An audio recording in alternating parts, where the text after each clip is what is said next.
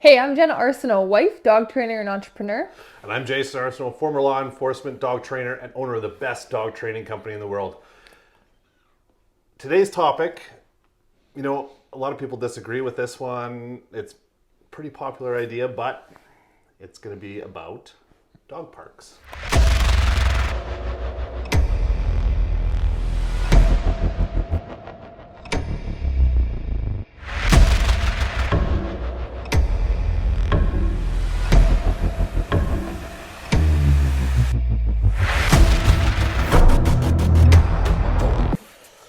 I don't know what to think about that. Actually, I do know what to think about that. And we're going to tell you. And we're going to tell you and hope you listen because it's some good information and hopefully we can quell some myths about how good dog parks are. Can be, yes. And this information that we're giving you, we're not just making it up or, anti-dog park because we just don't like them.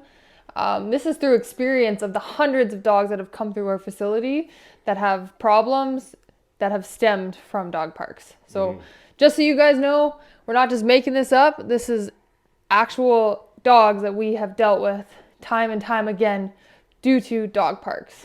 Okay? And I want to also add in there daycare. Now I know you're going to say, but Jason, didn't Arsenal Canine used to have a dog daycare? Yes, we did. But we have since moved on from that and working at more of a doggy day school, which is a different kind of version of daycare, but it's not the same at all. No. So first, let's get into doggy parks. Doggy parks. Doggy parks. So, dog parks, if you don't know, someone might not know watching this, it is a fenced area that people go and they let their dogs off leash and the dogs run around. Okay, so these are super popular in cities where there's not a lot of green space. So people think that dog parks are going to help, get some physical stimulation out of their dog. So they go to these dog parks and believe that their dogs should have doggy friends. Doggy friends, yeah. So what I don't like about dog parks is that when you take your dog to a dog park, you may know your dog and you may know that your dog is friendly with every other dog out there, but you don't know what the other dogs are like, right? So you may have another dog that is friendly with some and not so friendly with the others. And once your dog gets attacked by another dog or there's a negative experience, then that's going to sometimes lead to some behavioral issues with your dog, right? So that is just one of the examples. People take their dogs out. Everybody, the dog parks that I have seen, people tend to visit and socialize and not really pay any attention to their dogs at all. And the dogs are out running around doing who knows what. And then, sometimes a fight could break out. Just like, I don't like everybody. I mean, I think I'm a pretty friendly guy. Yeah. Yeah, but I don't really necessarily like everybody I meet. Now, I have the impulse control, like we talked about in that last video, not to just come up and attack people for no reason, just because I don't like them. But dogs typically don't have that impulse control. So maybe if a dog doesn't like another dog, or the owner is missing some kind of signals, Some major signals, yeah. then you could have a pretty bad incident in a dog park. Yes, and we've had dogs come in.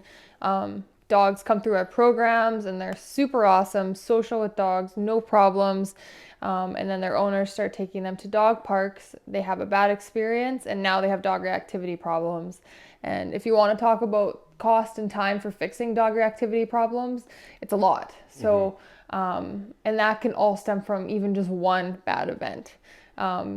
You don't know exactly how a dog's going to retain those events. So, it can be pretty detrimental to your dog. And sometimes it's even permanent damage depending on how bad a dog fight is, right? Now you have a dog that A, can no longer go to dog parks anymore, and B, is going to blow up on every dog that they see on leash, anything, right? Because they're scared now. So dog parks, they cause huge problems. And, a lot of it is missing these signs that, a dog fight is about to break out, right? And when you get a bunch of dogs in there, usually it's not just two dogs that start fighting and the rest just watch going, oh, right? It's they all gang with their up. cameras out, Yeah, putting them not on the like internet later. yeah, it's not like humans. It's not going to go viral that way. It's they're all gonna for the most part jump in.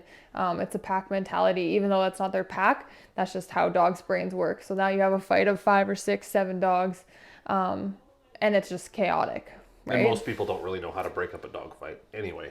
So that makes it even worse. So dog parks.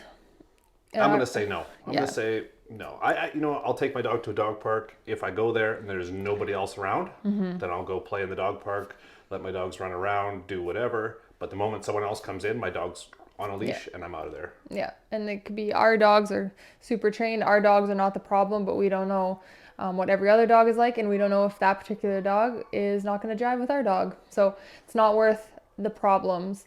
And also dog parks too, like they're super germy.